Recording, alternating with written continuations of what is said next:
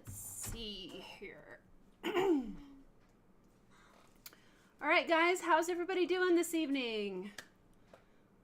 Can you hear me? Can you see me? Let me double check here on audio. I think it looks good. Okay, awesome, Mina. Thank you. So we're live a little bit early tonight, because I'm trying to make sure that everything's gonna work here. So I hope that everybody was able to kind of navigate in from the Patreon side.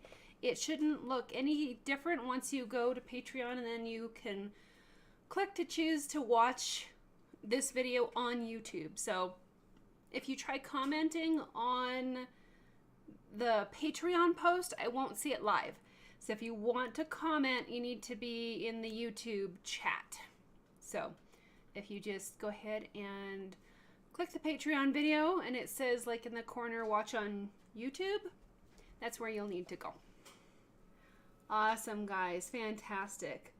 So great to have everybody here tonight. Hi, Laura. Hi, Mina. Hi, Rich. Hi, Estella. Hi, Lisa. So glad that you guys can be here tonight. Okay, so let's...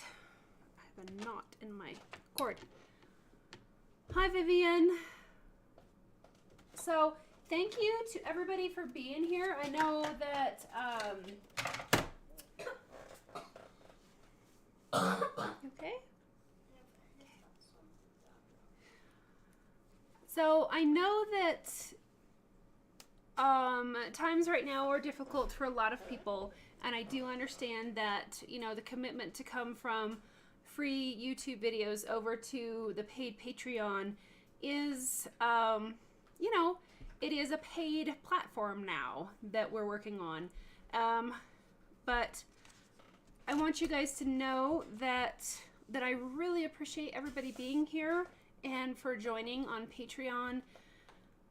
After giving away this content for free for almost 2 years, I, you know, really needed to kind of make the switch to a paid platform. So I know we've, yeah. Okay, hi Steve. Hi Terry. You got in here. Okay, great. Hi Jim. Hi Barbara. Wonderful. So glad that everybody can be here. And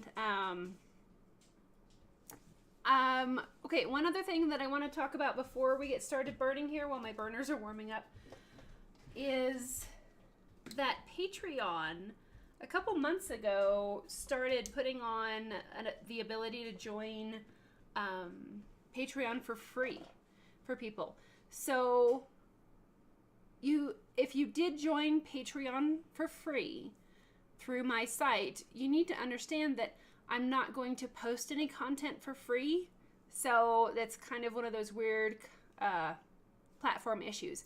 So I did open tonight's live stream for free for everybody that goes through Patreon as either a free member or a paid member.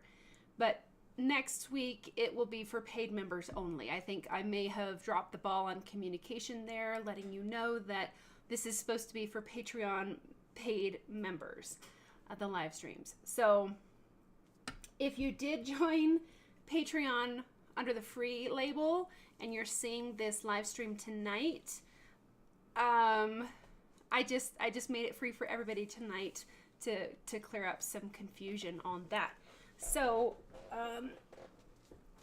anyway, if you are a paid member and if you're a free member on Patreon here and you like what you see, please consider subscribing to a paid tier.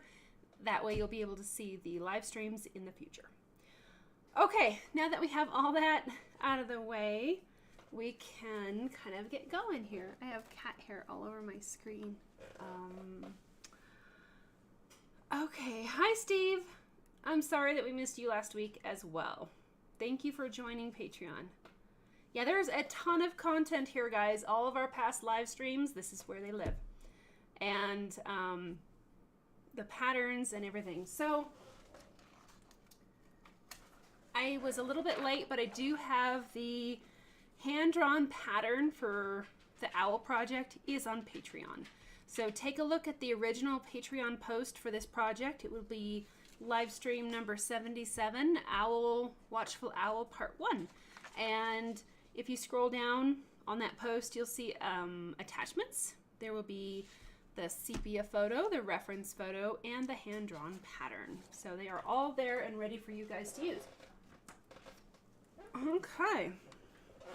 So, now that we have all that stuff out of the way, hi Mellow Yellow, we can get going here. So, okay, so let's take a brief re-snap on what we did last time. And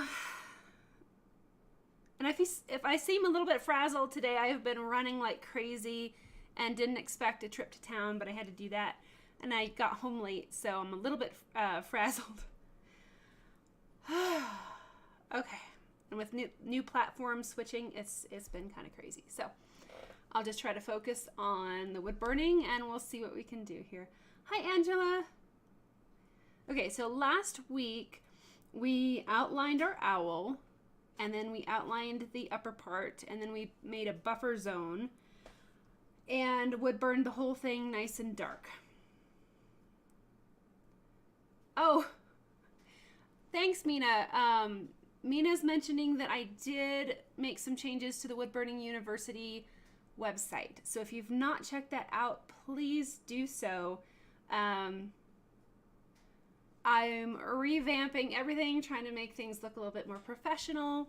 When I first started the Wood Burning University last year, I had no photos of projects and anything. It was a little bit sparse. So I'm trying to enrich in that website. So take a look and see what you think. And yes, we have a new blog post today as well.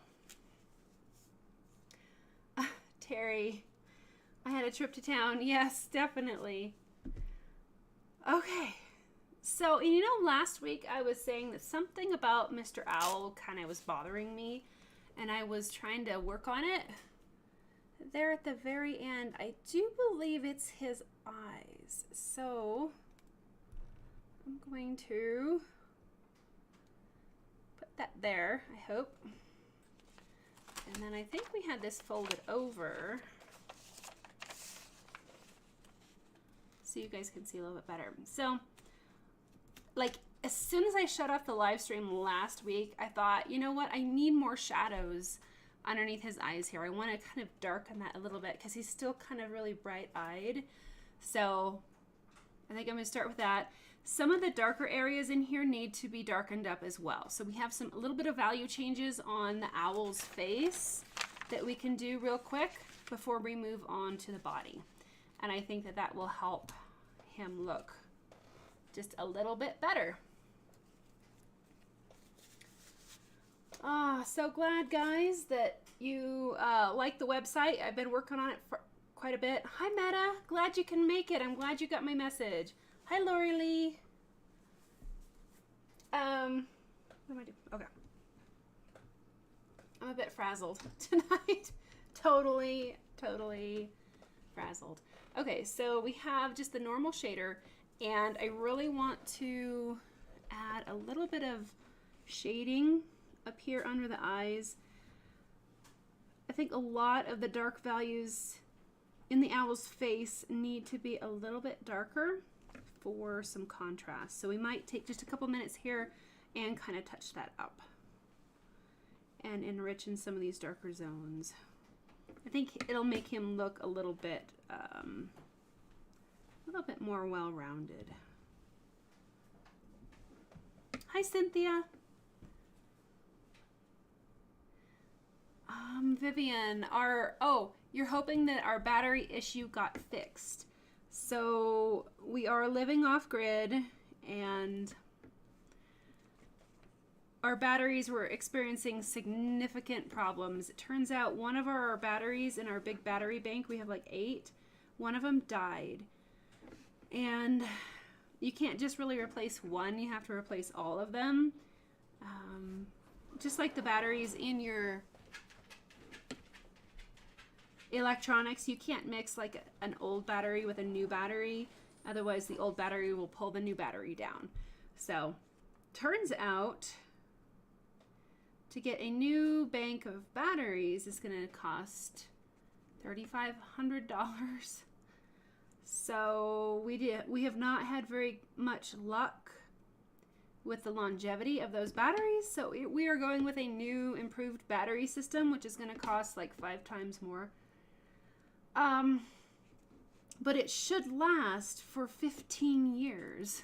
So we've had to buy 2 rounds of batteries in 7 years, which is very expensive. So we're going to try these new batteries for our home system, and they should operate much, much better. But they won't be in for a couple weeks. So we're going to be limping by until we can get a new power system, which is crazy because we don't have the money to do this. So we're going to have to kind of scrape together, beg, borrow, steal, whatever we can do to get the money to do this, because we really don't have any other option. So I appreciate, again, everybody, your Patreon membership is going to power our house and keep us in the light and all that. So thank you very much. It's nice to have control over your own power system until it goes down, and then you have to be responsible for fixing everything. And it can be pretty expensive, so.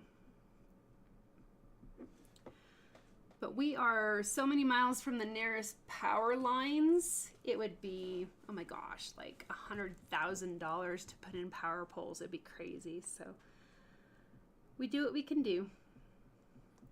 So here, just darkening up these, that was a lot of these, dark areas here, and try to create a little bit more depth in Mr. Owl.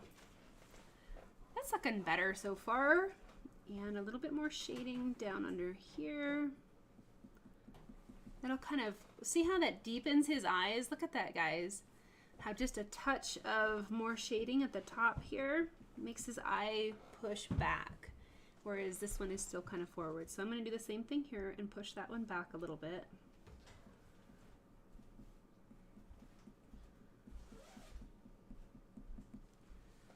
Hey, that's cool. I like the depth on that. That's great.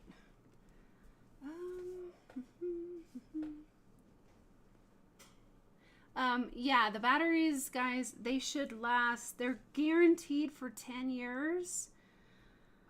And they should last closer to 17 years. And like the batteries we're using now are over 100 pounds, and there's 8 of them. And my husband has to haul them and install them, and they're really quite unfriendly, and they haven't lasted like they should have. So new technology, new time. We're going to try something new. Yeah.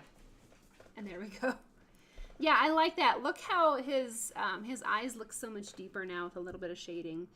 And we're going to just darken up his little zones, his dark zones here.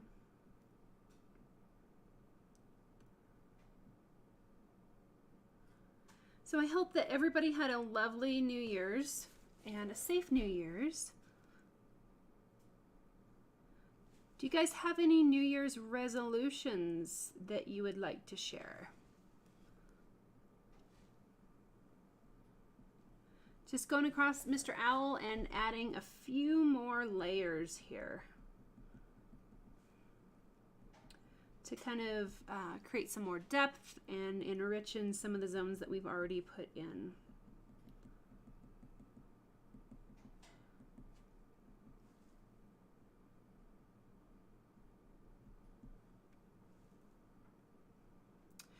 Yes, Mellow Yellow, it is very helpful to have that guarantee. So at least we have that to fall back on. And we finally got our sink fixed, so I don't have to haul buckets of sink water every day. And everything else seems to be okay for right now. I do need to make a schedule change for next week's live stream. So since we're on Patreon now and everything is kind of paid instead of free, I want to make sure that you guys get a live stream each week. I will not be home next Thursday. I have to take my kiddo back to the hospital. So I will probably have to reschedule next week's live stream for Wednesday, because I won't be able to do it Thursday or Friday. So if you guys think that's okay and it sounds all right, I will make next week's live stream available same time, same place, but on Wednesday night. Okay, so we're getting real close here on finishing the fine-tuning on the owl, his head. Sometimes it just takes a little time to step back and kind of assess values and see where you need to darken things up and where you need to add a little bit of more attention and time. And I've been looking at this little guy for the last week, so I'm going to fix some mistakes here real quick. Not really mistakes, but fix areas that could be used to improve. All right, what do you think, guys? Just, what is that? Like 5-10 minutes? Look how much more cool he looks. Steve, you got the calendar. Awesome. TH, I think, still needs to get her their calendar. Terry, you never make a resolution. Upsets me when you can't do it. I understand that as well. Lori Lee, your resolution is to keep your son out of the hospital. Oh, mine too. Glad he had a good checkup. Barbara, you set some goals and plans for the New Year's, but not resolutions. Awesome. Mina is going to simplify. That's really cool. And Lisa's going to try to finally start selling some of your art. And you got in with a guy who's letting you put a couple in your store. Very cool. Congratulations. Okay. All right. Okay, Estella. So the angel, yes. I know I sent it to you. I probably need to put it on the store, don't I? Okay, you can just take it from the image that I sent you and I'll put it on the store. I'll do that right after the live stream, okay? Thank you, Estella, for the reminder. But I know we talked about that angel project that you had in mind. And I think we settled on a project, correct? I think this needs to be a little bit darker down here as well.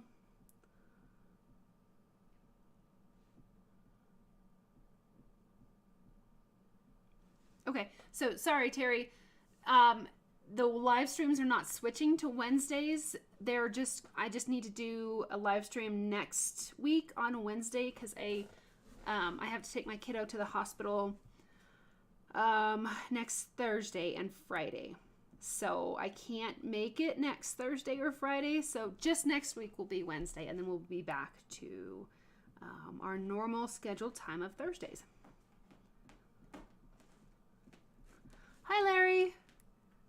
So glad that you can be here. Oh, I hope that your back gets better. Thanks for jumping in and saying hi. Oh, kitty. No, kitty. So just kind of darkening this fluffy area under the owl's neck a little bit. And then we will keep going forward.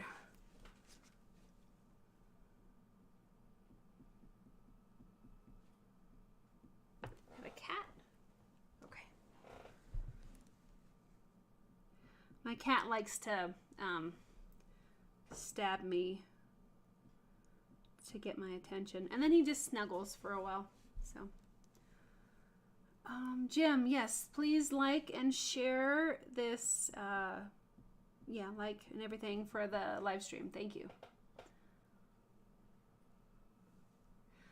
Thanks, Terry. I hope everything goes well with my son as well.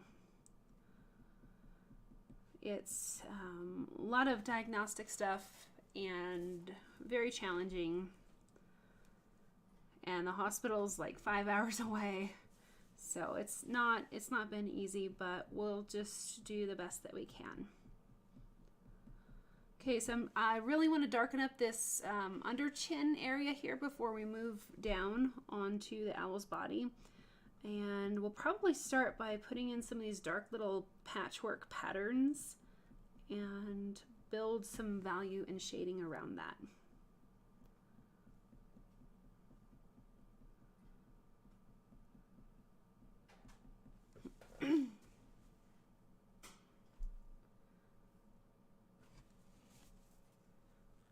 Oh, Terry, you're not feeling too good either because you gave both of your dogs a bath.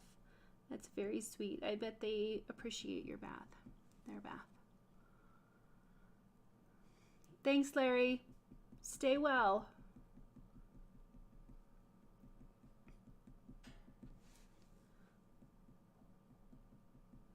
Okay, so we're just kind of blending this out here a little bit more as we go forward.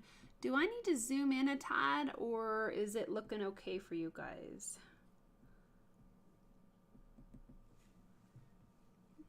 I think I'm going to darken a little bit around the beak. See, this is that fine-tuning stage where I could spend so long just kind of nitpicking and readjusting values. But at some point we need to move on. So I think he's looking much better.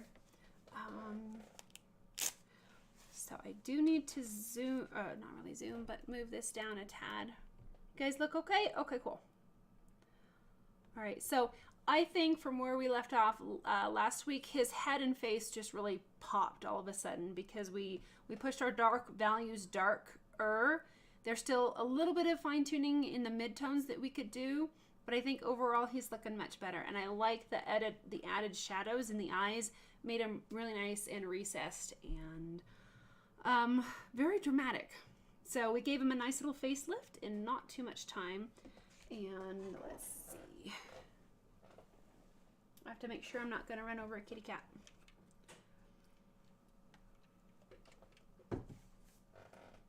All right, so next thing we are going to put in all these nice little dark speckle zones.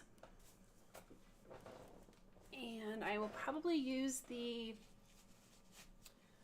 Pro Point for that, just to make it go a little bit faster, but you can use whatever point works best for you. So this is on full heat, so it's going to burn pretty dark pretty quickly if I can find where I'm at.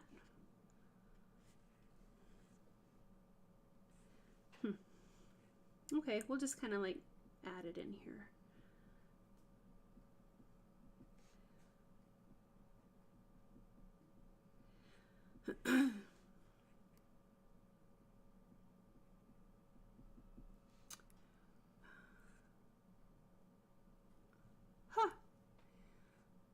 That's interesting. Mina, you think the owl tilted his head when I darkened the dark areas. It could be when I added the shading in here. It could have made it, I don't know. That's pretty cool though. Thanks, Mina. I think he looks more alive too. So something interesting, even though these are kind of just dark blobs, I still want to treat them like a fur zone or a feathered zone. So I'm not going to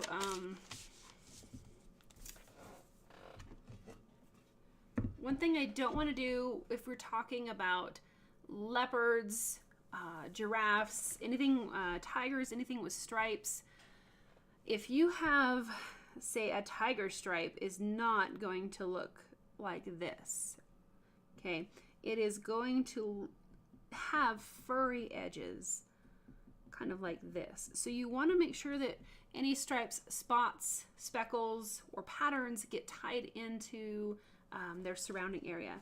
So on Mr. Owl here, I could just drop in these hard zigzag lines, but it's not going to look very natural unless we go back and kind of tie that in. So I am going to do it like this instead and build up a few layers, and it might not, look too different in the beginning, but once it gets tied into the owl, it will look much better.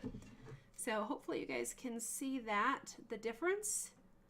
try not to use harsh lines when putting in stripes, spots, etc. Try to maintain the texture of what you're creating. So I hope that makes sense.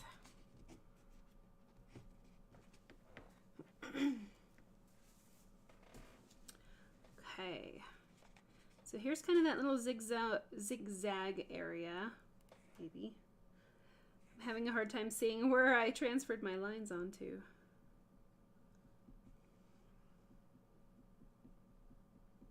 So still back and forth, make sure you use that airplane motion to put in these zones here.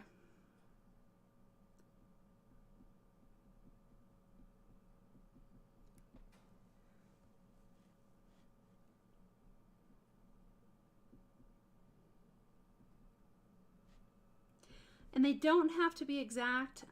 Owls have a really unique pattern.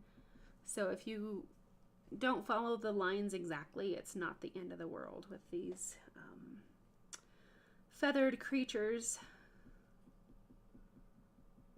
So anytime you burn feathers, it can be a little bit abstract if you allow it. Otherwise, if you try to burn, I think, each and every tiny feather, it might drive me crazy to burn each and every feather. I try to get more of the overall appearance and kind of the flow and the feeling of what I'm seeing instead of putting in each and every individual feather. So it's up to you on how intricate you want the feathers to be. I think sometimes an area here or there that has a lot of focus and detail is pretty cool. And then the rest of it, you can kind of be a little bit more free and flowing, and it doesn't have to be so precise.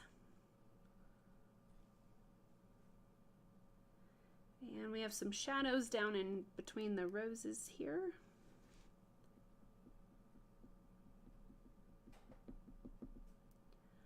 Okay.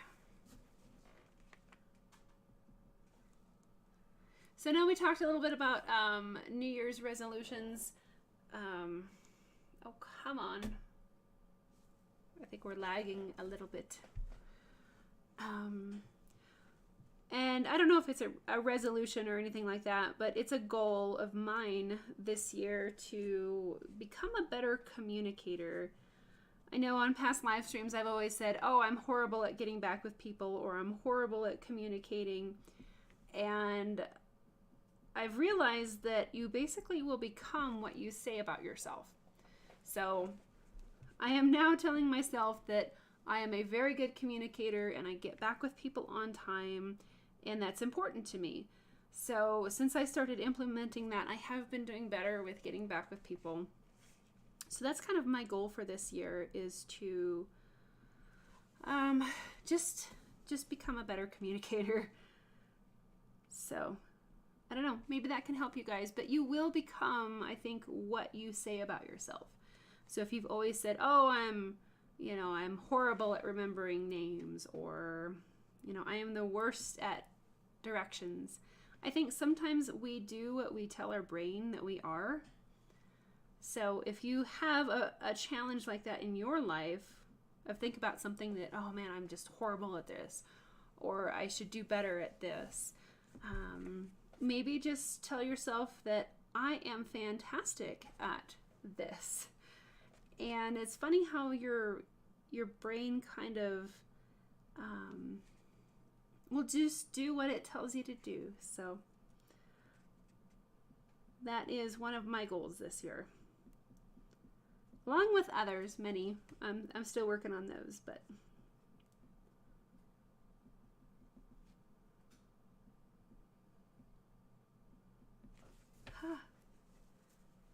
it's getting toasty. Thanks, Mina. I think our minds are a lot more powerful than we give them credit for. Another thing that I think would be a great goal this year that I'm trying to work on is reading 52 books in 52 weeks. So we'll see how that turns out. I have a list of books regarding success, mindset, business, money, health, relationships, faith, and communication. So I'm trying to get through 52 books in 52 weeks. So again, we'll see how that turns out. The only time I have to read is actually just to listen. So I listen to books on audio while I walk and while I drive back and forth to town, because every time I go to town it's 45 minutes there and 45 minutes back. So I'm trying to take better use of that time. Thanks, guys. I think it's a good goal too.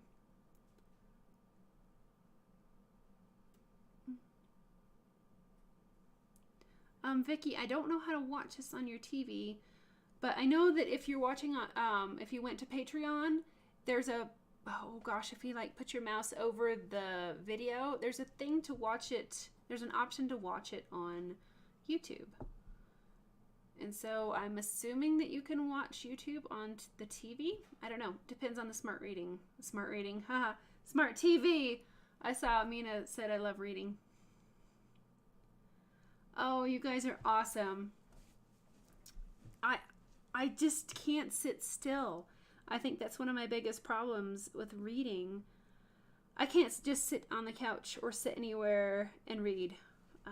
I get too anxious. Like I won't even sit to eat most of the time. I eat while I wander around and do stuff. So, or I'll eat and I'll work on something. So just to sit, kind of, I don't know. I can't just sit. I can't sit and have a phone call. I have to be walking around. So I always wanted to read more and I always wanted to walk more. So I'm able to download, I think it's Audible. And I'm able to listen to books while I walk and while I drive. So that kind of works for me. And I'll listen to books while I wood burn too. Because I can't just listen to music. I think after I've listened to music a couple times, I get bored, which is weird. All right, so look at his little speckles. Aren't those fun?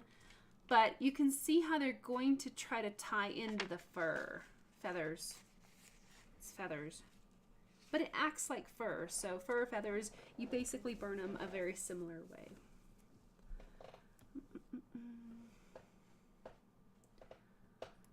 So, Mina, I don't think that Vicky can connect to YouTube for the subscribe channels because if I could talk, that would be great.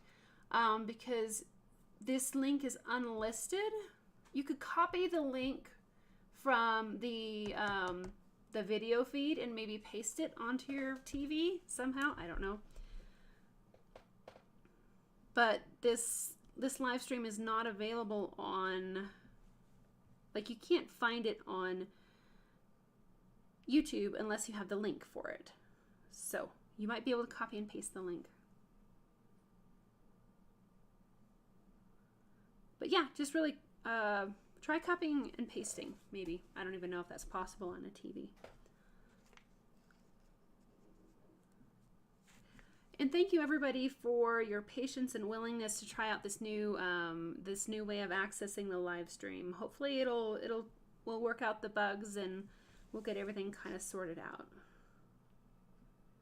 So right in here, this dark zone is like under the wing or something. I'm just gonna put that in pretty dark, but it's not gonna be as dark as the black background.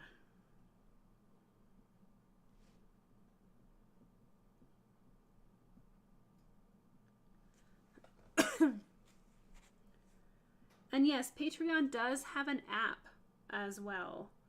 So if that helps you to watch the live streams a little bit easier, that's way cool.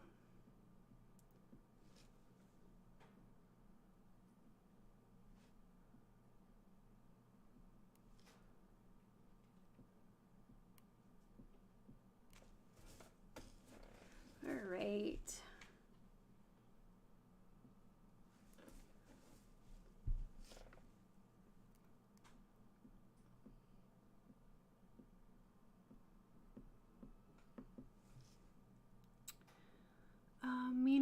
says the link is unlisted and not in the public channel. Yeah.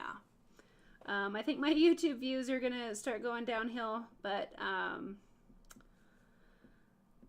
need to start posting more videos on YouTube anyway. And that's another one of my goals this year, is to really build the YouTube channel. So even though there's a lot of live stream stuff here, I guess the live streams will just be on Patreon only, but I'll try to start making some free content on YouTube also, but it won't be the live streams where I'm actively talking with you guys and this wonderful community that we have and interaction. That'll be here on Patreon.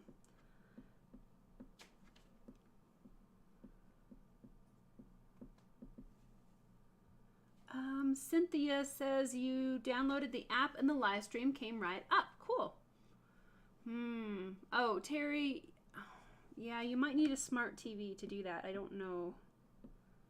Isn't it sad when the TVs are smarter than we are? Or me, certainly.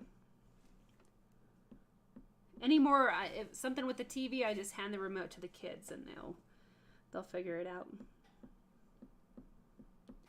So this little zone right here might not be dark enough, but I think we have a pretty good handle on it. It's looking pretty good to start with. Okay.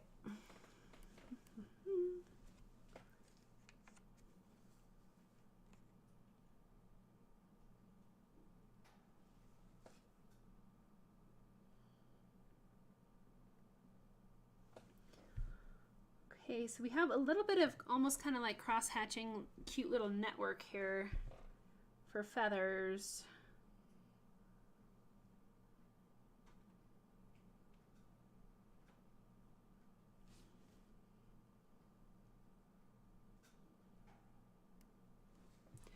Oh, guys, another thing for Patreon. We set up a Discord channel for Patreon. I set it, well, my son set it up a couple days ago. So Discord is basically a platform where you can chat, you can share feedback, look for feedback, share information, photos, and all that. So we now have a Discord channel. If you don't know what Discord is, it's an app where you can, I think you can download the app for free. And since you're a paid patron user, you automatically get access to, I think it's Minisa's Patreon server is what it's called.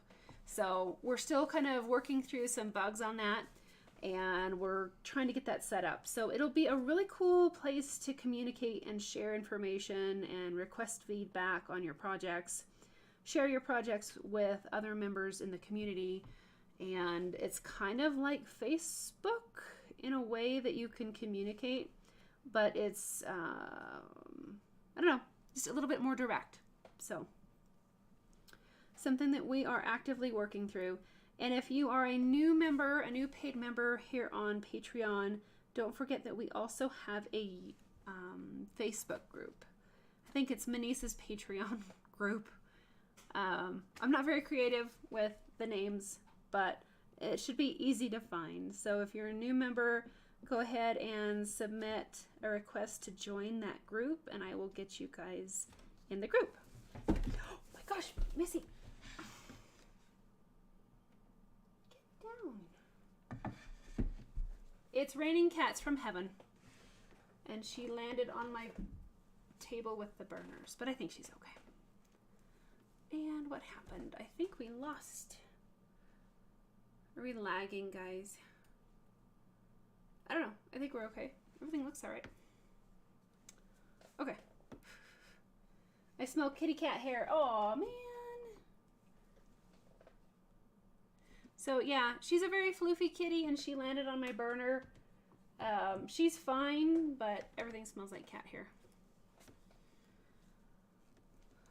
Yes, Lori Lee, we do have that Facebook group, so it's a great way to connect with people and kind of communicate with other people in the group. So I'm doing a little bit more light burning in here for this patterned wing area. A lot of this is going to be negative space burning, where I am burning around the lighter areas and trying to keep them a little bit more pure in value so that they're not so, I don't know, lost.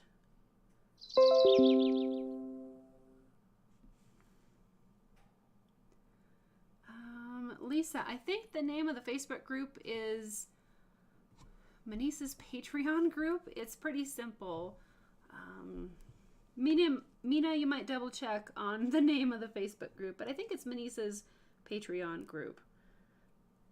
And the server on Discord is Minisa's Patreon server. Okay, yeah.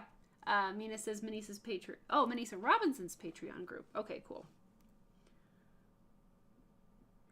So just do me a favor and answer the questions when you go to join the group. That way I can make sure that you're a member and all that jazz.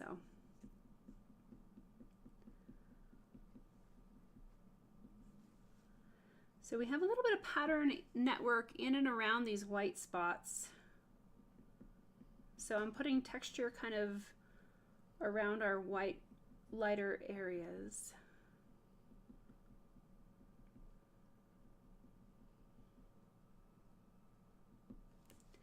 And we're just going to shade this stuff a little bit darker. Not super dark, but just a nice light value. Kind of like that.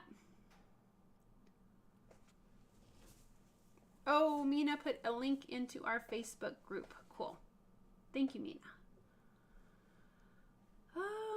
Rich, how much snow do we have? Not enough.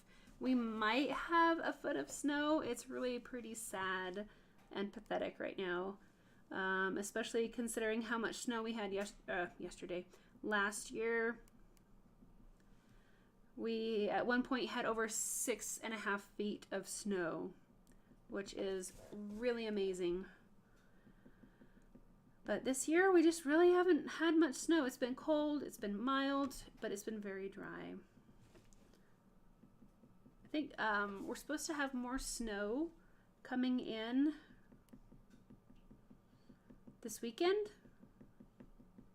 So we'll see. And of course, it's going to snow right now when I have to drive over several passes to get to the hospital. So that'll be fun. Hopefully the roads will be okay though. Okay, awesome, Lisa. Thanks. I'll check Facebook, the Facebook group, after the live stream, and I'll get everybody approved.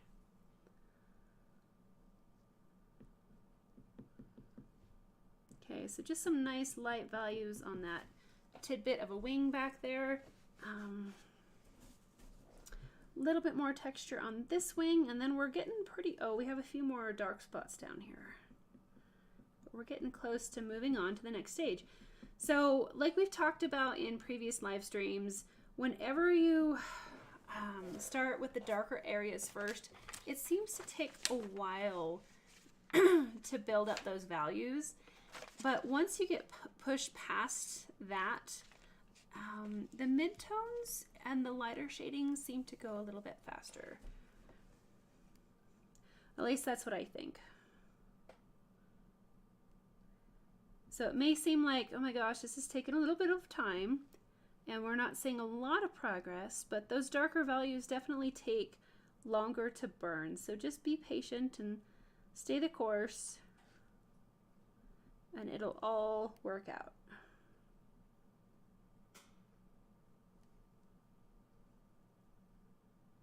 So you have some funny little sections here, kind of like that, little feathers hidden. And a couple more of these fun little zigzag zones.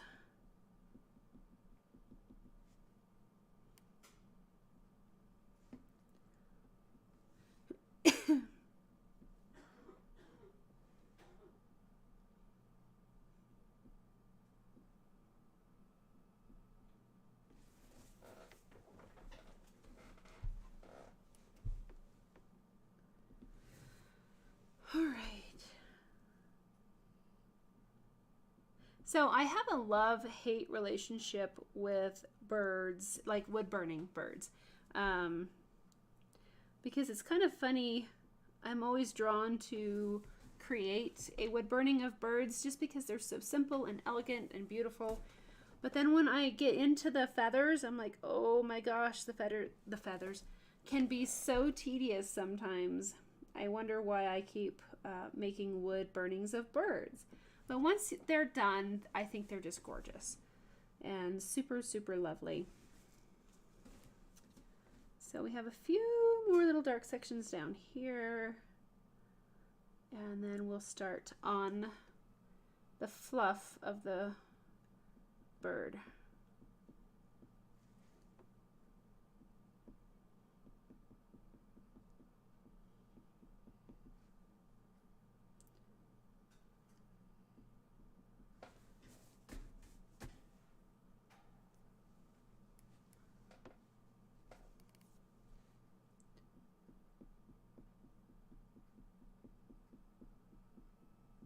So do we have any questions going forward? Yes, Barbara, especially owls. Owls can have a very tricky pattern to them.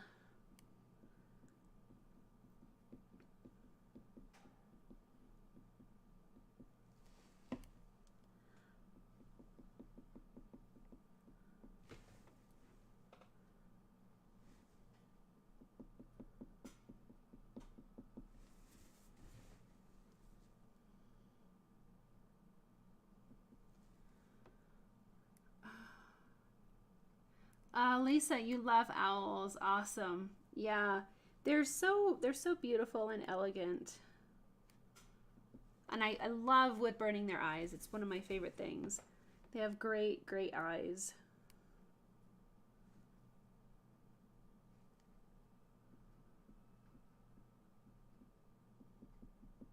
Okay. So let's start working on some of the, let's see. I think I'll go back to the normal shader.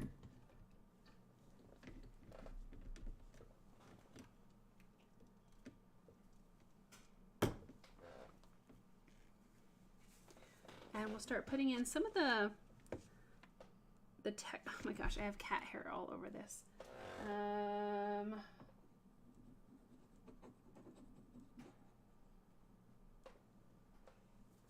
Well, I think that's better.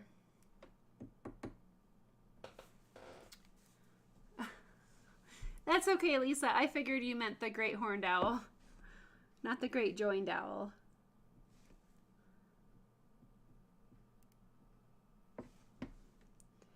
Okay, so right now I'm going to be focused on cat hair. Okay, I'm going to be focused on the texture. So I'm going to be using a little bit more of a steeper angle on the shading point and start kind of sketching in a little bit of the direction of the feathers.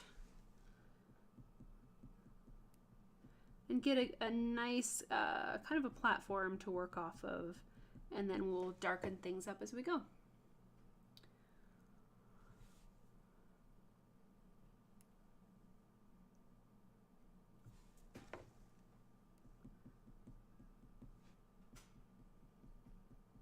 So this is kind of like our under sketch when we put in fur.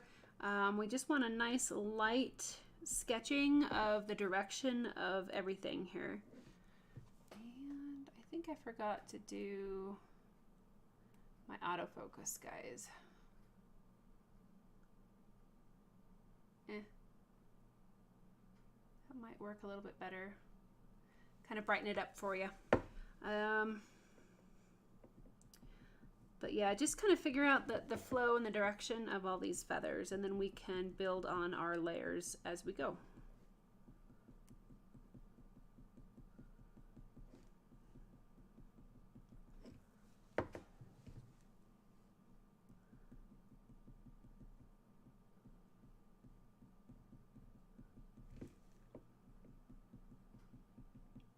Just really maintaining that nice back and forth motion. Making sure that I try to avoid the stop spots. Keep a light hand. If you need to turn the temperature down a little bit, that's totally fine and can give you certainly more control over your wood burner.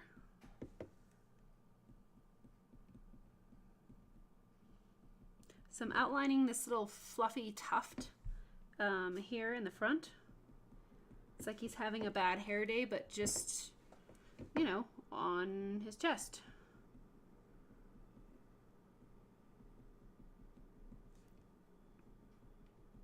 But I don't want to put that in really dark, so we'll keep that a little bit light.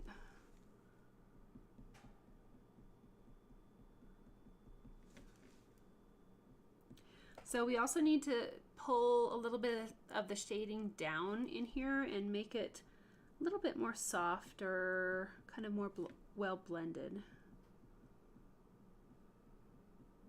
And that just takes a few more layers and we'll soften that edge up.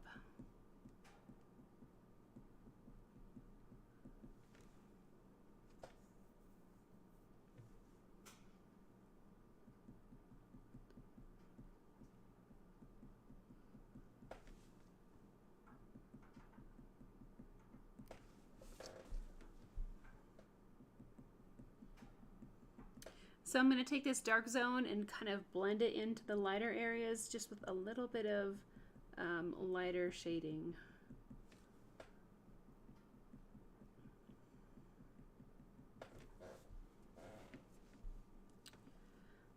Okay, and then we have some really kind of fun patchwork feathers in here. The lights and the darks and all that is so fun.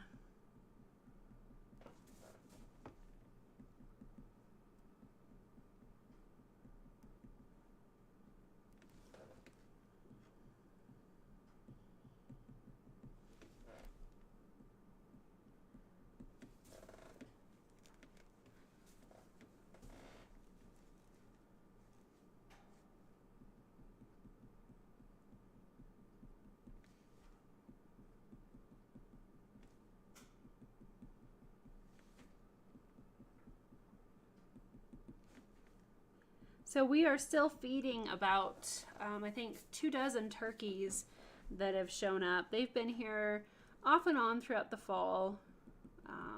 More like mamas and babies kind of turkeys. But with the mild weather, they're just still hanging around, so they're pretty fun. All the big toms left. I don't think they wanted to share the corn with the horde of younglings. Okay. So along some of these ridges, we have a really cool kind of a pattern on either side. So we can put those in there too.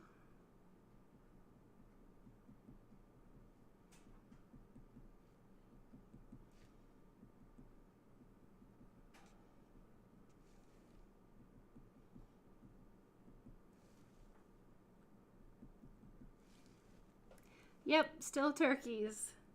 It's pretty crazy.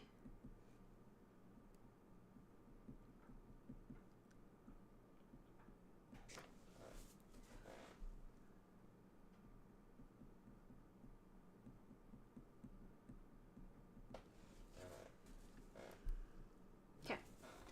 So we have kind of a nice little sketching of fur feathers in there.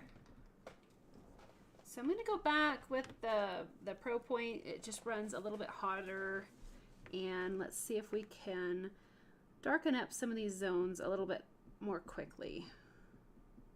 Still doing that airplane mode, just back and forth.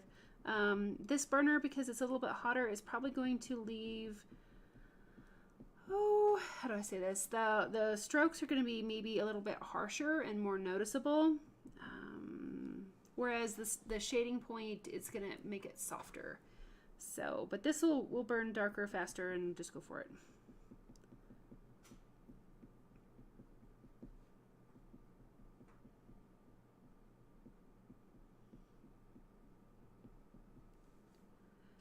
But I love smoothing and blending everything out with just the normal shader because it does give it just such a nice, lovely, soft feeling.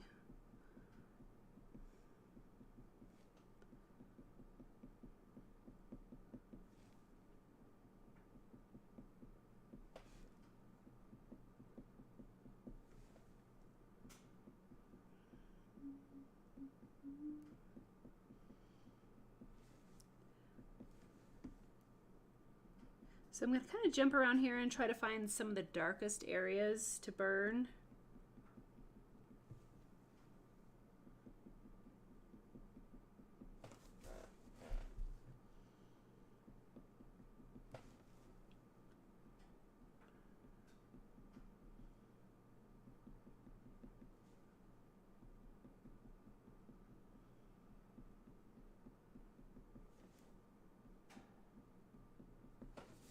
So do we have any questions, like with this project or another project, maybe something that you're working on that you could use some advice on?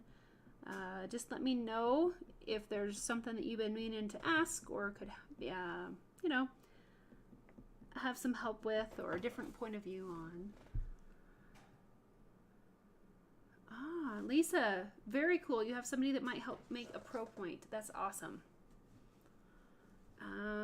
Rich had a falcon on your fence this morning. That's cool.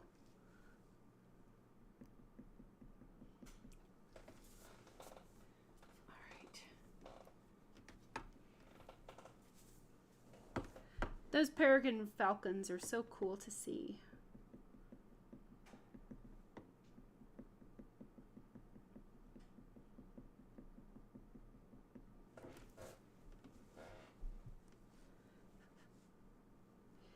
Okay, so we're getting into a lot more darker areas down here. So a little bit what I'm doing here might look kind of like a mess, kind of maybe rushed and a little bit of a chicken scratch, kind of a shading, but we'll add some more layers and it should blend out and smooth out and look pretty soft and fluffy here in just a bit. So remember that when you add texture, if you do texture only, which is basically what we're doing right now is adding texture, it's going to look a little bit harsh, a little bit scratchy. Shading is where everything is soft and blended. But I think that you need a good combination of texture and shading to create a more realistic artwork. Because if everything's too smooth, it looks, I don't know, maybe a little bit plastic, or it doesn't look very natural if everything's really, really smooth. I know you've probably seen, like me, people that get plastic surgery and their faces are too smooth. You can tell that there's just something a little bit off. Anyway, I think they look maybe a little bit plasticky because they're just too smooth and perfect. So wood burnings can be the same way, as far as if you had just all beautiful shading in here, you're probably, it's gonna look a little bit off. Now, if you have only texture, think about like a bristle brush or a wire brush that's very coarse and scratchy. If all you do is burn texture, sometimes it can look a little bit scratchy. So if you have a nice combination of both texture and shading, yeah, I think it gives it just the best of both worlds, and it looks really a lot more realistic. And it has more depth to it too. You can see that I'm leaving a lot of unburned areas throughout the project. Those are going to be my highlights. So I don't want to just come in here and mindlessly block in an area of shading. I want to make sure that I leave some of those bright highlights and then build up multiple layers of midtones and some nice, rich, darker tones.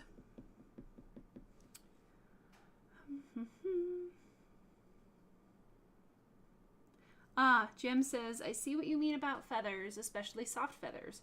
Feathers on wood carvings are tedious enough, but this seems more difficult. Wow. Yeah, so everything right now is pretty coarse and scratchy. I think his feathers look a little bit, like if you were to touch them, they'd be almost bristly or kind of thicker. So we will soften those up here in a little bit with a little bit of soft shading, but I want the texture in place usually before I add the shading, because I just find that it works better for me to do texture first and then shading later.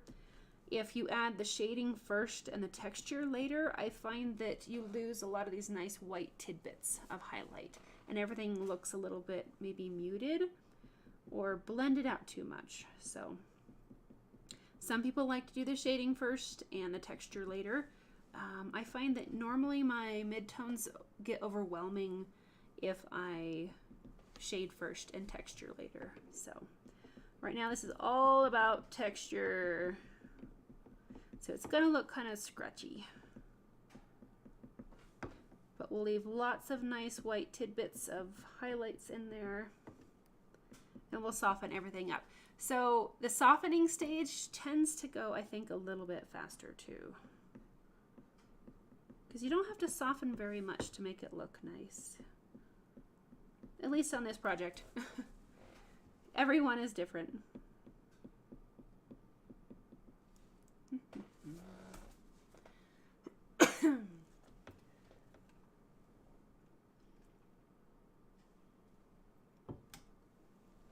So Lisa, you are working on the oval deer from Christmas. You're stuck in the antlers. Okay. You think you need to darken the bottom. Yep. I think that would make a good idea to darken the bottom, the underside of those antlers. That'll give them a nice kind of a little bit of a rounded appearance and make them pop. And then don't forget what we talked about, adding a few little lines in there for some of those. The antlers have ridges, which is pretty cool. Okay, so some of this stuff down here in the bottom is not quite dark enough, but we can hit it real quick and add some more layering. Then I'll probably jump over to the normal shader and we'll start softening up our feathers.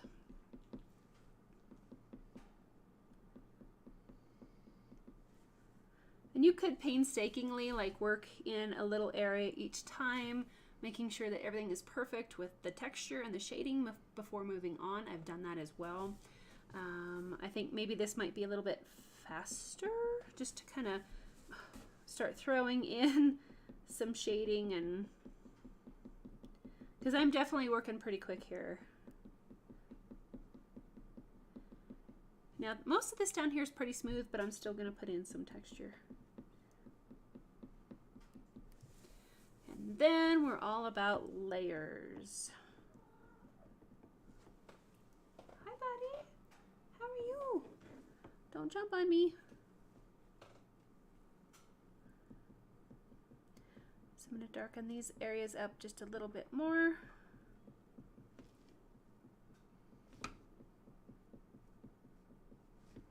Doesn't, well, come here. Ouch, ouch, ouch. Ouch, come here. Oh, hi. All right, come on, buddy. All right, I gotta put this down. This is Chipper, and he likes snuggles, so.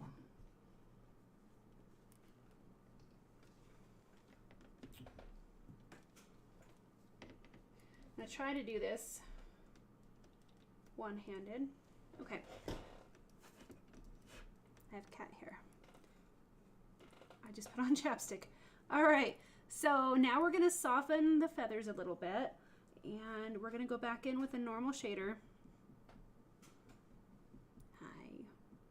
Oh, how are you? Purr, purr.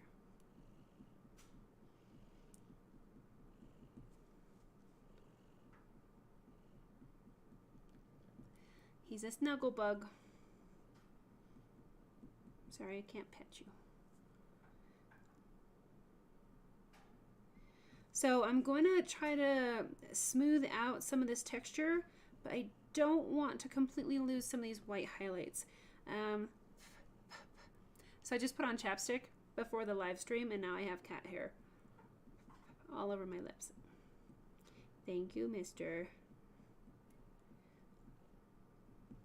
This right here is one of my favorite stages of wood burning, is because we basically make our initial dark value zones and our texture, and we take all of that and we blend it together and we make our subject look more alive.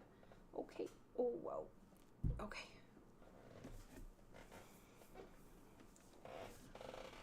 All right. This should go a little faster now, guys, that I am not holding a cat. They are so big. Oh my gosh. Yeah, he will come sit with me and he'll lay there on my shoulder for as long as I let him. We're talking 30 minutes, an hour, 2 hours. I can't hold him that long because he's getting so heavy. Okay, so pay attention to some of the darker areas. We have kind of a network of patterns in here. They almost look like ocean ripples. So you can go back in and try to match those areas. And this is a good opportunity also to pull some of the darkness from the dark spots into the lighter areas of the fluffy feathers.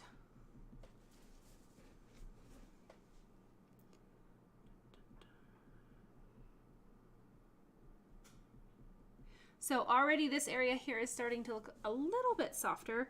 And if it still looks kind of scratchy, you can go back over and smoothen it out with a little bit more shading.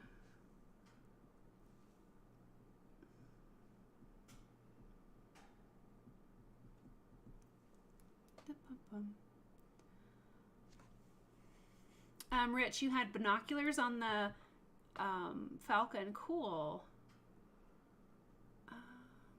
Lisa says you tend to be too light and you need to stop being afraid of the darker zones. I agree. I think that's really where the magic happens with wood burning, is those darker zones. Something that you might do, Lisa, on another project or your next project is work from the darks to the lightest. And in that challenge, when you put down your darks, make them like almost as dark as you possibly can make them. And really set the scale, the shading scale on your project with super, super dark values. And then you'll have to blend everything kind of from there. So that's one way that you can kind of get away from being timid with the darker values, is if you start with the darker values first and really push those darks as dark as you can. Depending on your project, it might turn out amazing. It might be a little bit too dark, but I think it might be a fun challenge to really work on the darker end of the shading scale.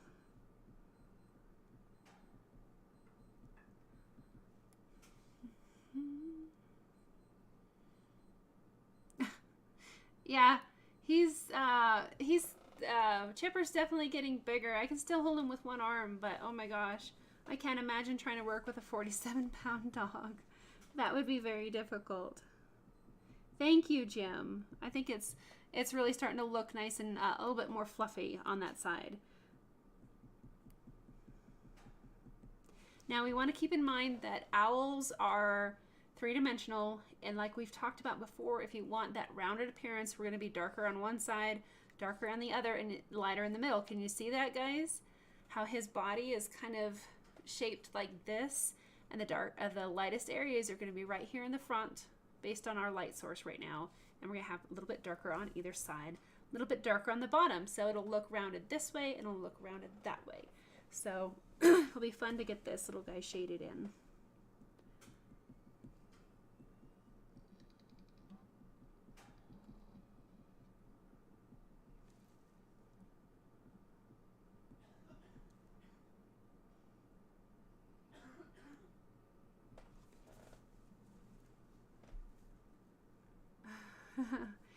Lisa, it's very scary to go dark. Yep.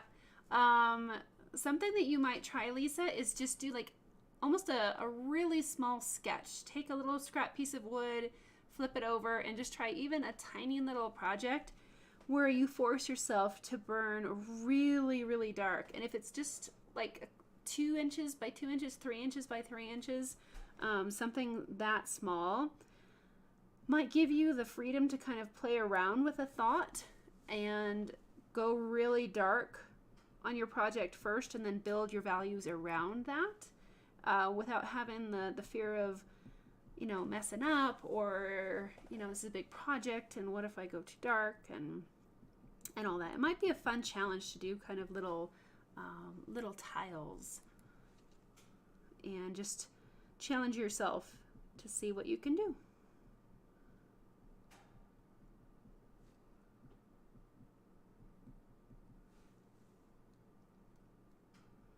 So I'm kind of darkening up a little bit more here under the chin fluff.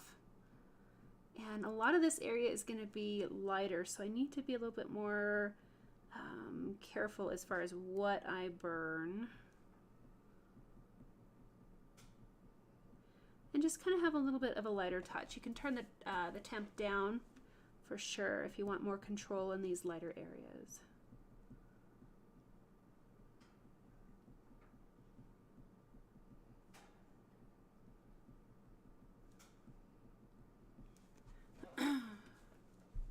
Okay, so we're still fairly light in here.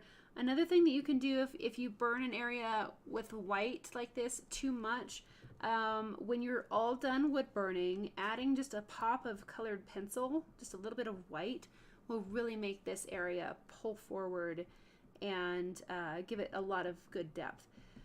But keep in mind that colored pencil adheres to the wood best if the wood is unburned. So we want to really make sure that we leave some unburned areas as much as we can in these highlights. I may have overburned him a little bit, so I can go back in and add some colored pencil to pull out some of those values. Make it look just a little bit brighter. You don't have to. If you don't want to add colored pencil, you can just darken everything else. Really push your values much darker, and then that area will stand out more just because it's lighter than its surrounding areas. I hope that makes sense. Because basically everything is relative when it comes to shading. You can have a really, really dark piece and then have just an area of a mid-tone within that piece, and it's going to look pretty bright. So likewise, if you have a very light project and you have just kind of a little bit of a darker zone, it's going to look overly dark. So there's always a balance when shading. And I think I want to pull in a few more, kind of blend these speckles a little bit. So he's still pretty scratchy, or he's still kind of scratchy, but we can keep adding layers and make it softer. Ah, Barbara, when you started, you practiced doing single feathers. That's cool. Awesome. Thanks, guys. I'm glad that you are liking Mr. Owl. My goal tonight is to finish the chest and body of the owl and see what we can do with that.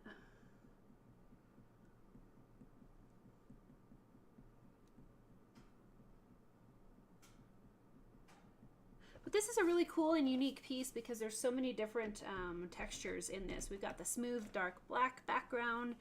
We've got the feathered owl, and we have the roses that are slightly out of focus, which is pretty cool. And then we have the stone, it's bark around the owl. Because he's in a tree and he's peeking out, and I think he's just so cute. So I'm going back over and I'm holding the burner at a much flatter angle to kind of smooth out and really add some nice soft shading here to make him more fluffy.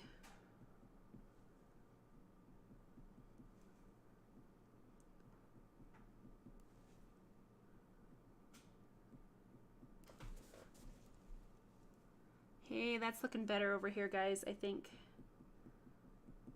Just soften him up a little bit. So, again, that's why I really like starting off a little bit lighter when it comes to adding texture. If you add texture and it's light in value, you can always adjust it. You can make it more pronounced. You can soften it up a little bit. But if I were to start wood burning this little owl and put in the texture of the feathers in a manner like, oh gosh, you know, I'll even use the side for an example. Like, we're gonna add in some texture here with our feathers and be really kind of bold and aggressive with your texture. You will never be able to blend these things out because I have indented the wood right here to the point where if I did those in the wrong spot or I made some sort of error, I'll never really be able to blend it out very well. So with texture, start a little bit lighter in value. I know, Lisa, we're talking about challenging you to go darker, but that's just kind of to push you past your boundaries. like when I did the black background, I went super dark, super fast. So it takes a little bit of time to realize how dark you want to go and how quickly. But just for fun and to kind of push you past the fear of going dark, just try some little snapshots of something and just play around with going really dark right off the bat. And then try to blend it out and see how well you can do with it. But when it comes to texture, lightly lay in the texture, and then you can always go darker. You can add more layers, and once you get to the very end, and if you want to add some aggressive, more crisper lines, go for it. That's my approach when burning realistic artwork. Now, I know a lot of people, when they do wood burning, they love the heavy texture, and that's totally fine too. I've always tried to treat my wood burnings very gently and have a very light hand. I didn't want to see the burn lines for when I was doing like a realistic portrait of a person or wildlife. I always wanted nice, soft, smooth surface. But you can change that up and go real heavy-handed. It's totally up to you, but that's just kind of a thought. If you want a realistic, smooth texture, start off lighter and then work your way dark. Okay. Little bit of rambling there, but I hope it makes sense. Rich is asking, will I be making a print of this owl? I probably will. I love this composition and design. I think it's very endearing and charming. So yes, I will probably be making prints out of this one. So see how that's much softer there? Just drop that shading point down a little bit and don't have such an aggressive angle, and you can turn it from heavy texture to more shading. Okay. And so I need to do a little bit more of that softening up in here as well, because I still have a lot of texture. So just rock that point down, really soft, smooth shading, and he will blend right out. And be nice and soft and floofy. Kind of like that. Okay, so let's keep working across the front of Mr. Owl. Just some real fine-tuning, massaging, light values, and blending of our zones, and he should look more fluffy.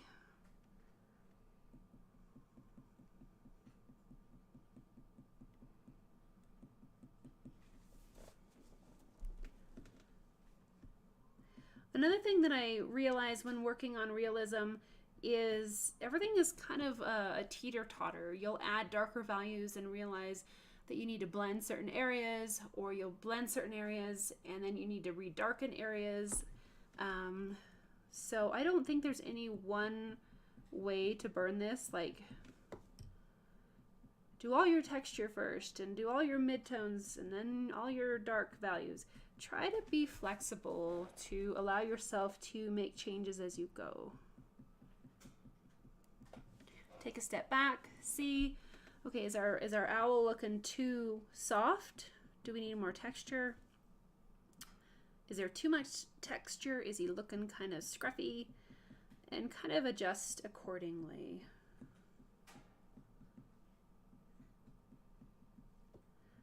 And then we can add a few more darker mid-tones in the textured area of this wing.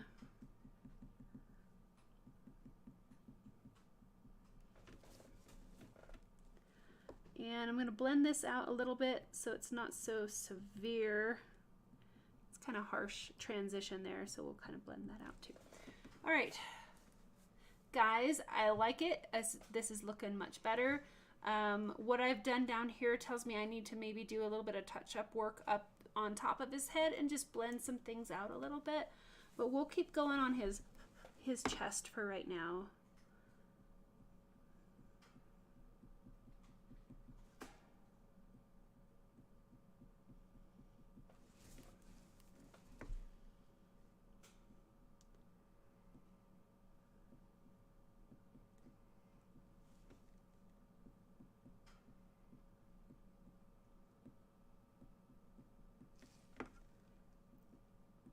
So most of everything from like here down is going to be kind of some mid-tones and then darker mid-tones. Thanks, Mellow Yellow. I think he's looking pretty good too.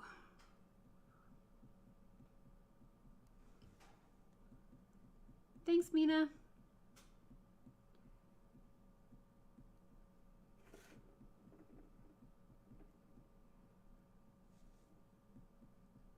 This is where the magic happens, I think, is the blending and smoothing time.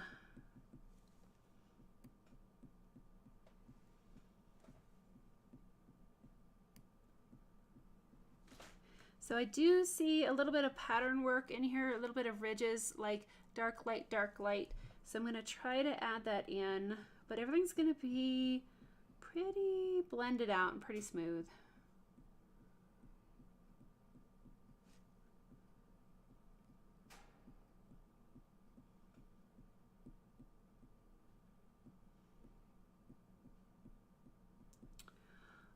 Terry is asking, is there a reason for the longer feathers on the side and the front of the chest?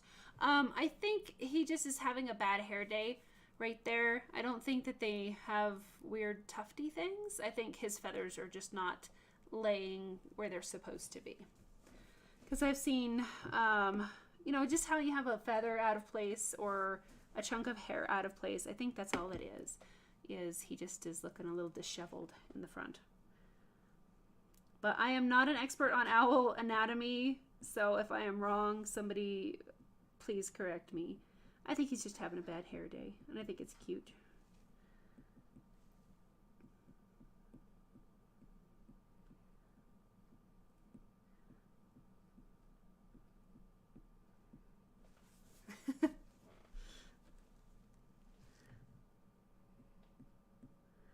Okay, so a few more layers in here, nice and smooth, a flat angle.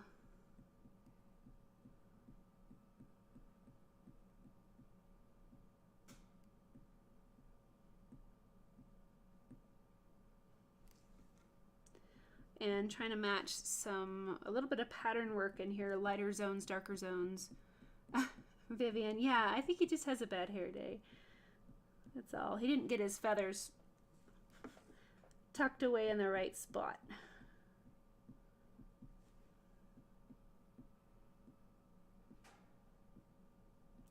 So just move that burner nice and slow to get those darker values in there.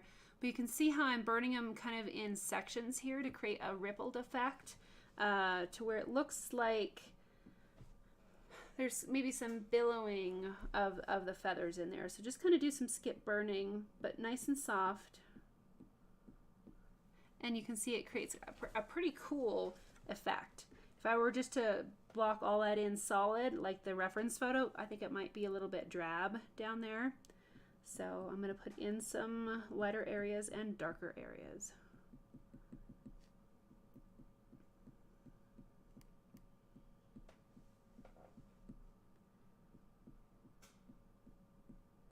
It also makes the feathers look a little bit shiny, I think, if you leave some of that unburned wood there. All right, so we're going to put in this little bad hair day. So I want some nice texture surrounding the tufts so they stand out. If everything's too smooth in here, you won't be able to see these tufts. So a little bit more texture, a little bit harder lines, darker lines.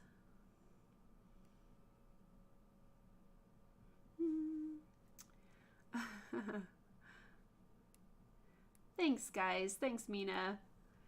I look at the reference photo and I think, you know, how could I improve the reference photo? What would I do differently to make it stand out a little bit more?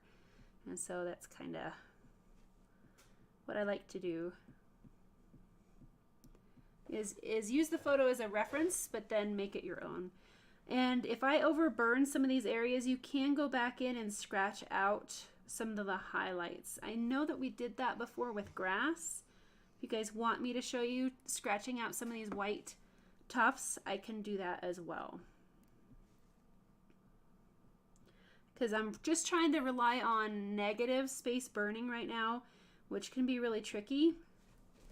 So if you don't get your negative space burned exactly the way that you want it, you can go back in and kind of scratch in some highlights.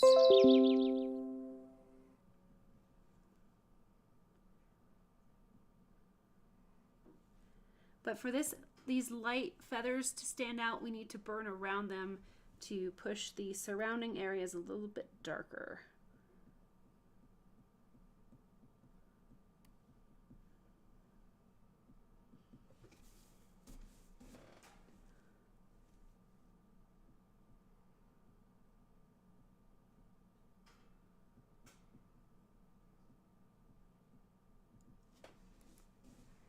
Thanks, Barbara. Thanks, Jim.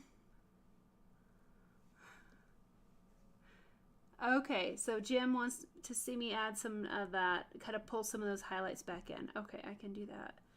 Let me think of where my scratcher is. I think it's over there. All right, let me see if I can pull some of those highlights back in. I think they're over here.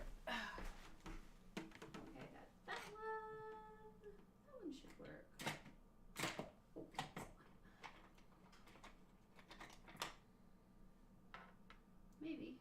Okay. All right, so I have two tools here.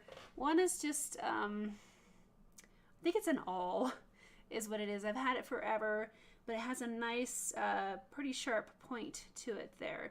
So I use that one, and then I have, I don't know, another awl that's an X-Acto knife.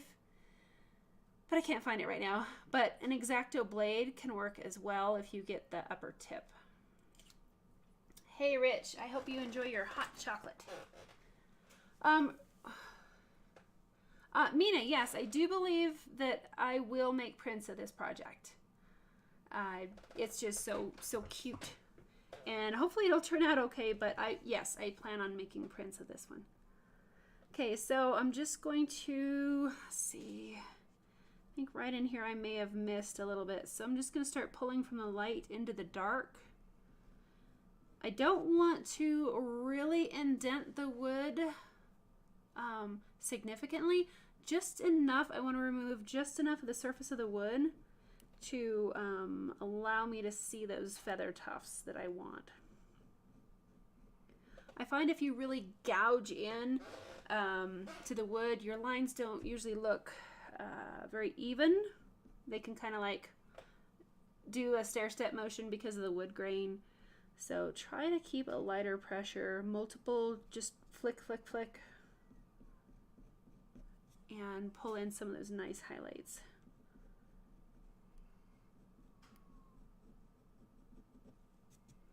So hopefully you guys can see that showing up a little bit more.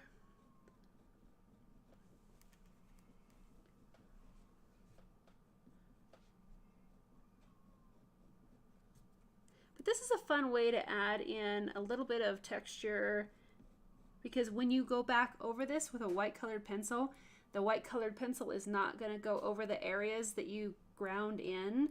It'll skip over that and it'll create a really cool dimensional value change.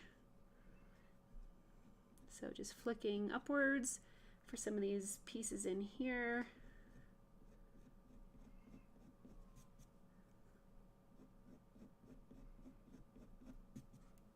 So what do you think? I think that cleaned that up pretty well.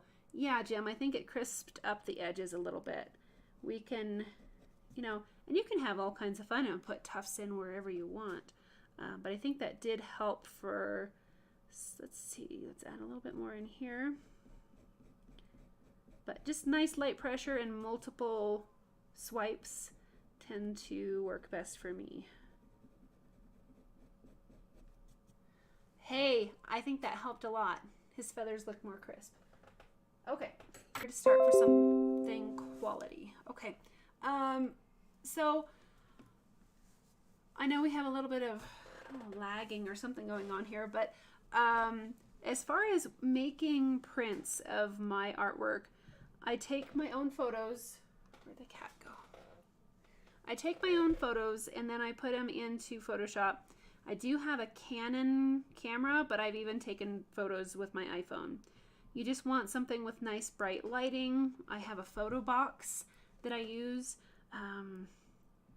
And if you want to know what photo box that I use to photograph my work for prints, it's on my Amazon storefront. So Amazon.com/shop/woodburning university. And I have a photo box on there that's great, that produces wonderful light and a nice background for prints. And once I take several photos, just make sure that your edges are as square as possible. And then I put my photos into Photoshop or any editing program of your choosing.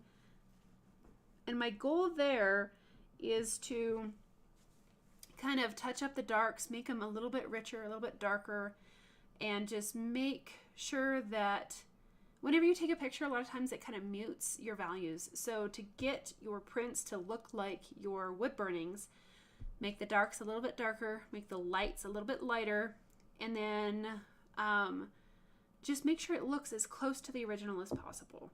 And then after that, I save my file and I upload it to, see, I'm using proprints.com right now for my prints.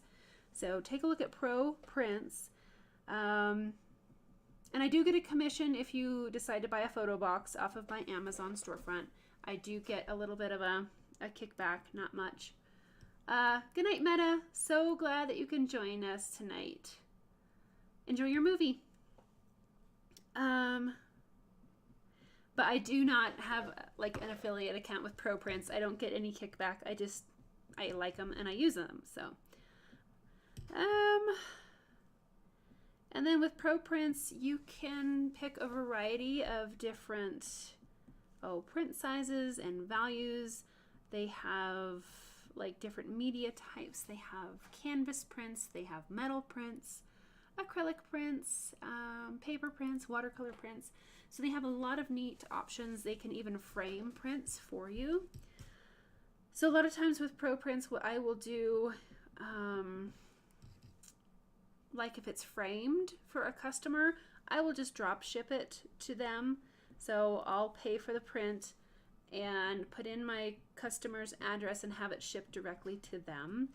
I can't sign it, but I have gotten framed prints from ProPrints before that were framed, and I tried to take it apart to sign it, and it was a nightmare. So otherwise, I will purchase bulk prints myself and have them shipped to me, and then I can sign them and number them and put them in my own frame and send them back to the customer if they have frames. So a couple different options there. But ProPrints is nice, affordable, and the quality I found is really good, and it's archival and all that stuff. So, all right, so his feathers on his chest, I kind of pushed them back a little bit so they're not so in your face, but I'll probably hit those with a little bit of white colored pencil after the project is burned. Anyway, I hope that helps give you some good information on the prints. Cool.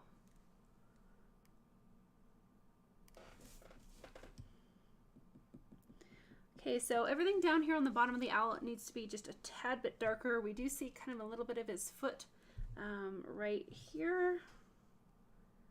A little bit of the claw. It's not very much in focus down here, so don't worry if things look more like blobs. It's totally okay.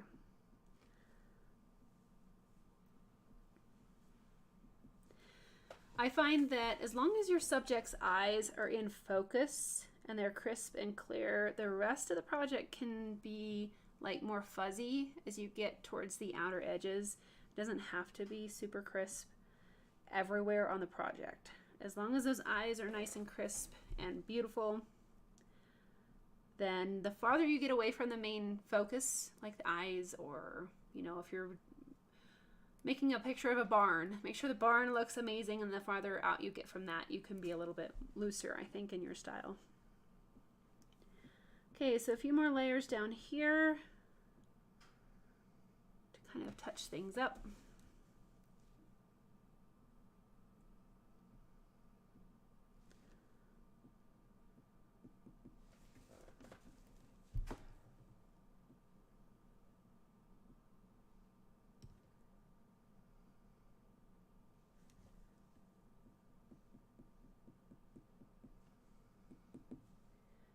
And this stuff down here is kind of just a darker mid-tone.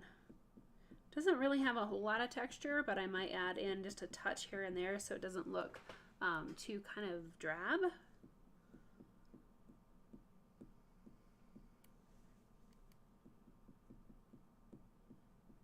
But this down here is definitely an abstract zone.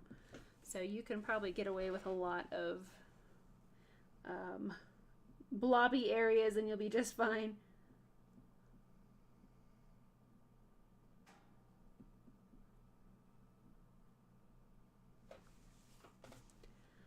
Okay, let's work.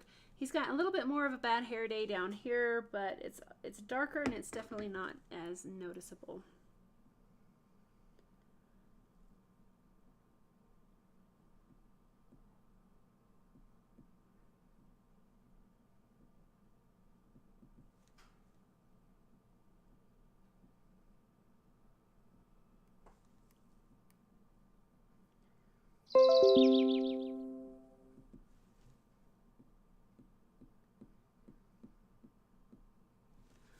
Whew. Okay, that's coming along pretty well here.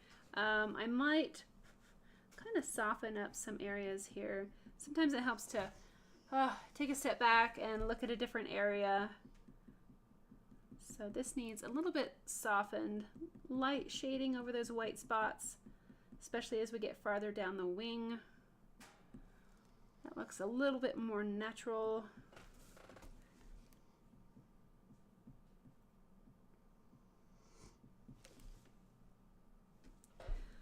Okay, so I think this is supposed to be part of the rose somehow, but I think it's a bit distracting, so I think I am going to try to take it out and make it look more like part of the owl. We'll see how well that works. Because it's, I don't know, just a little bit odd.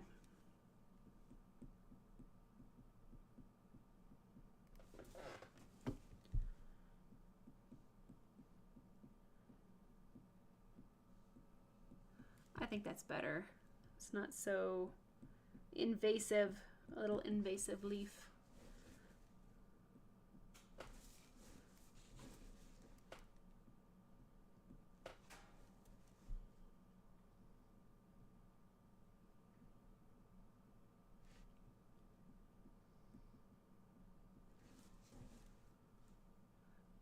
Terry, you were thinking the same thing. Yeah, it just was weird. So again, that is your ability as an artist to use your artistic license to add, remove, change anything in your picture that you don't really like, or you want to make it different. Just take it out. So I think that looks a little bit better. And a lot of this down here, this feather tuft at the bottom, is pretty blended out, so it doesn't stand out very well. Hey, there we go. That's looking better.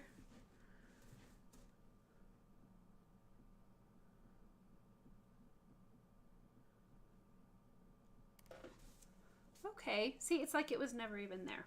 So cool. Thanks, guys. Yeah, it does look a little bit more natural, and we'll just kind of make it disappear. Sometimes when I transfer on the picture, I don't even think. I'm just like in production mode and trying to transfer everything that I see, but afterwards it helps to take a step back and see what is beneficial to the project and what isn't. Okay, so I'm going to make these just a little bit softer. We want to see them, but we don't want it to be overpowering.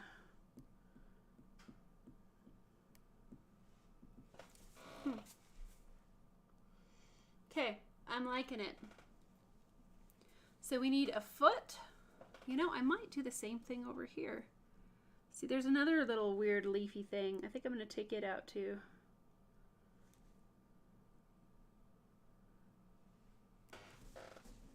And we'll clean this up a tad.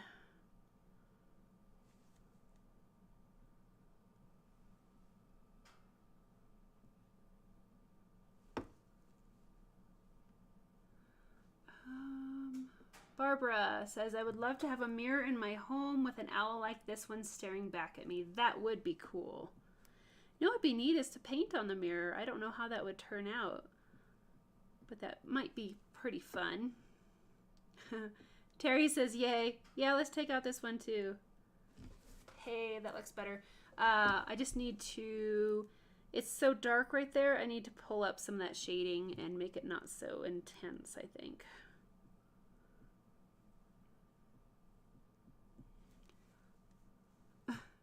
Yeah, that might be really cool to paint the owl on the mirror. So he is kind of like staring at you, but you can still see, you know, yourself in the mirror. That'd be fun. So I'm just pulling some of this darkness up and over so it's not so excuse me, overpowering.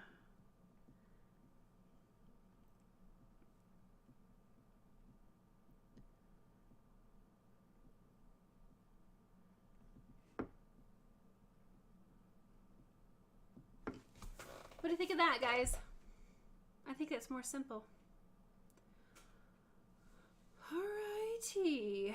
So I think he needs just a little bit more darkness down here in his pants area, and then we'll burn in that foot, and we'll be getting pretty darn close here on the body of the owl.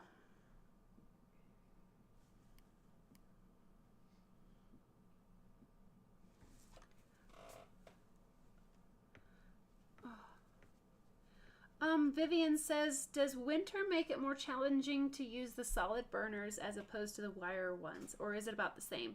It definitely depends, like your ambient temperature in your house. If you're working like in a garage or outside, yes, it can be almost impossible to burn with a solid point burner if you're outside in the fall or winter with a bit of a breeze. It just won't hold its temp. I tried to do a live demo in a resort town in Colorado in the fall, September, and there was just this funnel of cold air coming off the big mountains.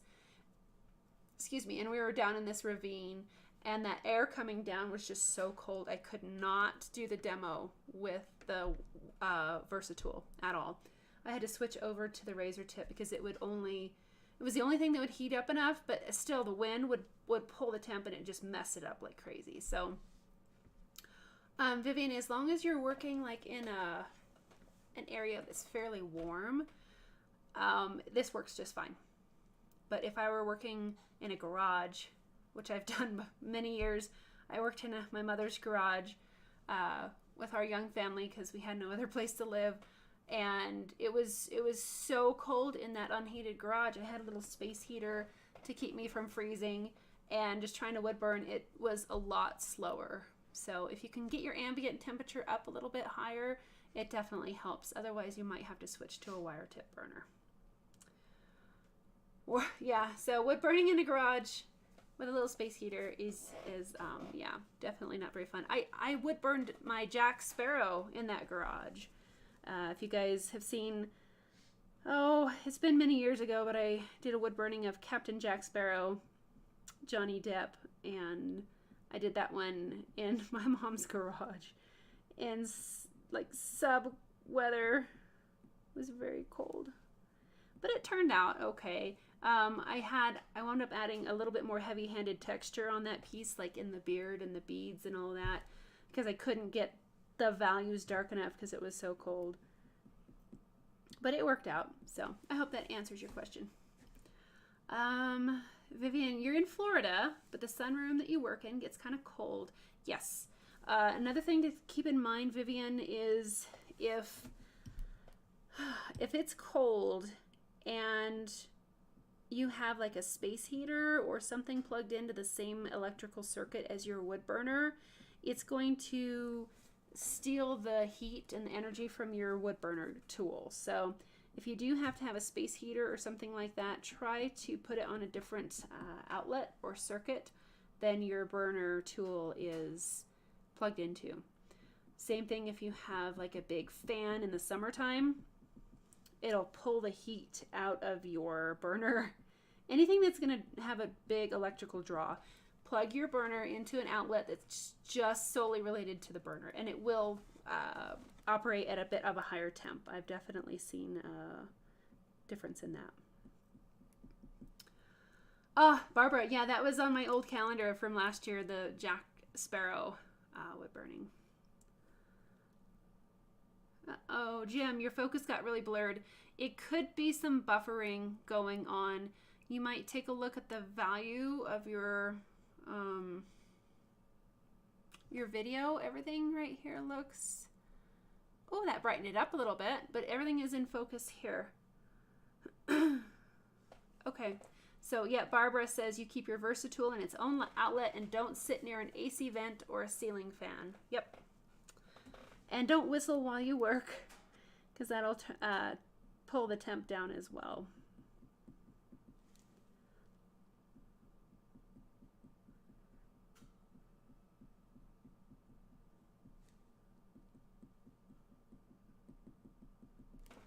Alrighty, so I think we just have his little foot here. Again, it's pretty abstract as well.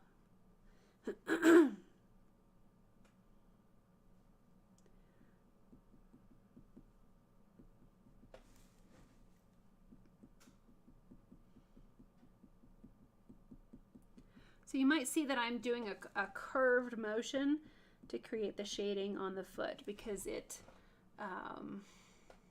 like a three-dimensional little object, and it looks kind of like a little Tootsie Roll. So I'm going to add my shading in an arc, and that'll help it to look a little bit more realistic as well. Then we're just going to kind of soften it, blend it in.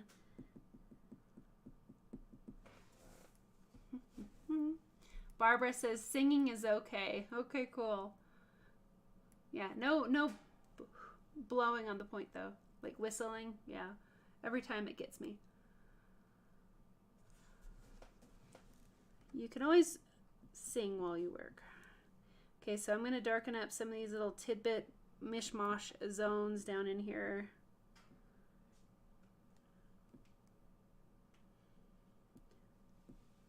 It has a little bit of texture, but not much. It's all kind of a blobby area. So, hey, he's looking good. You can still see he has kind of like a little foot down there, but it's not overpowering or really noticeable.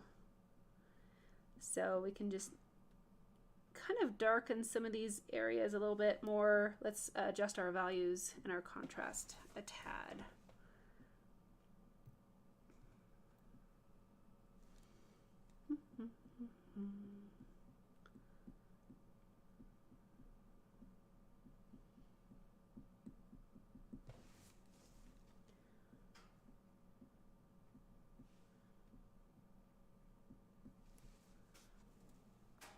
Jim, you got it fixed. Okay, cool. Yeah, I know sometimes when things buffer, it gets a little bit out of focus once in a while. I mean, Livestream is always kind of a little bit of a challenge because everything is kind of related to the internet. So we do the best we can. All right, so just looking back, I think I want to darken up this area down here a tad. Push these wing tips back a little bit. Remember that darker values tend to push away from the viewer, lighter values pull forward.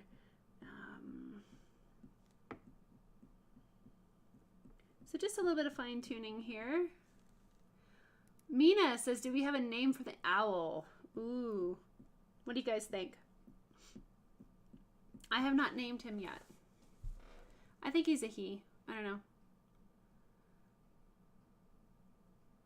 Good night, Lisa. Thanks for being here tonight. Yeah, the overall owl is looking hooter. Rosie. Oh, those are both really good, guys.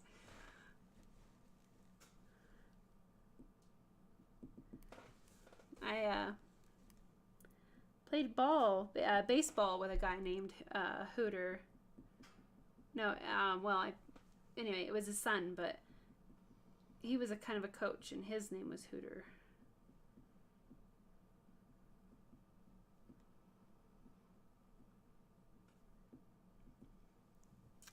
Hootie. I love it, guys. Yeah, Give me names. We need to name this little guy. Good night, Cynthia. Thanks for being here tonight. And so remember, guys, if you did access this through Patreon, but you're a free member, you'll want to subscribe to a paid tier for the next week, just because I have bills to pay, and after almost 2 years of free content, I need to start charging. So, and don't forget, guys, that next week will be Wednesday at our normal time. That way you guys get at least a live stream per week. Alrighty. Ooh, Ollie, that's a good one too. Ollie the owl. Alright, so at this time, I usually like to take a little, a step back, and let's get a bird's eye view, no pun intended, of our little owl here, and I'm going to refocus him. So guys, this is turning out really well. I'm pretty pleased with everything so far. I think I would want to maybe shade a little bit more around this area here, around his face, and make it look a little bit more rounded. I don't think his face looks super flat, but we can add a little bit of around. And Lori Lee, yes, if you are on Patreon and you're a paid member on Patreon, you can access all of the past live streams whenever you want. Everything will be archived here on Patreon.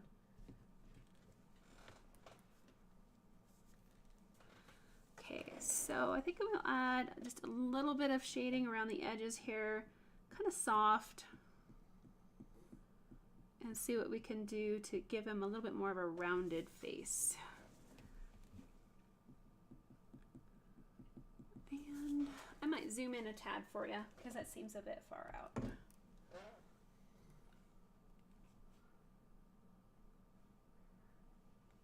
But yeah, we got just a couple minutes here. I'm just going to do a little bit of tweaking on the owl, Oliver, owl. Oh, I love it, guys.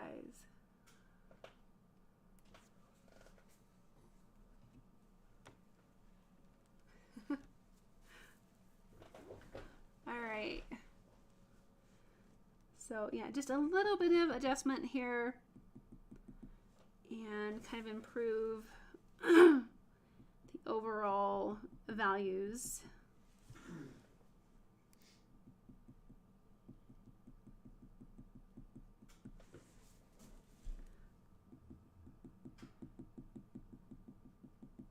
And a little bit of softening up here should make his head look a little bit more fluffy and a little bit less scratchy.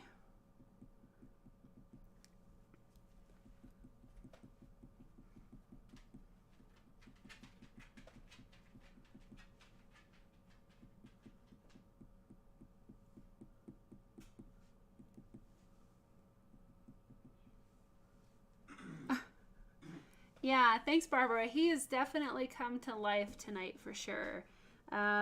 Just a little bit here at the end, I think is going to be, we're going to add some gold to this little owl and make him just really look much better.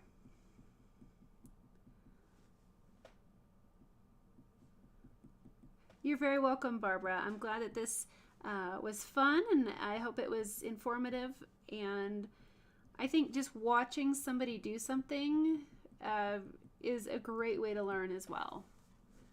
So we're going to make him look so much softer. Ooh, Terry says Mouser. I like that one too. These are all great names, guys. Thanks, Laura. You think the owl is better than the picture? Awesome. Yeah, I know you can't see the reference photo right now, but we're just going to spend a little bit of time here improving Mr. Owl.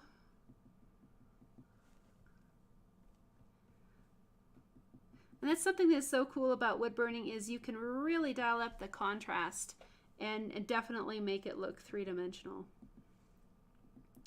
by pushing those darks really dark and keeping those light areas nice and pure, you can get a wonderful range of values. And that's one of the reasons that I love burning on basswood, because I have a hard time getting this full range of values on other types of wood. Basswood is definitely a little bit more pricier than some of the other types of wood, but I just love the way it turns out. Because in the beginning I bought, oh my gosh, every kind of piece of wood that I could get my hands on and experimented with a lot of them, but pretty much just work on basswood anymore. Occasional cherry, walnut I'm experimenting with. Butternut is pretty crazy. But you need a really dark subject for butternut because it's a really dark kind of wood anyway, so you can't get this nice light, these nice light values. Hey, look at that. Oh, he looks so soft and fluffy. Swoop. Rich, you're coming up with all kinds of great names. Oh, okay, so Lori Lee, you were able to change the quality on your video. Awesome. Yeah, I have an HD camera, so my webcam isn't very great, but the project camera should be really good for you guys.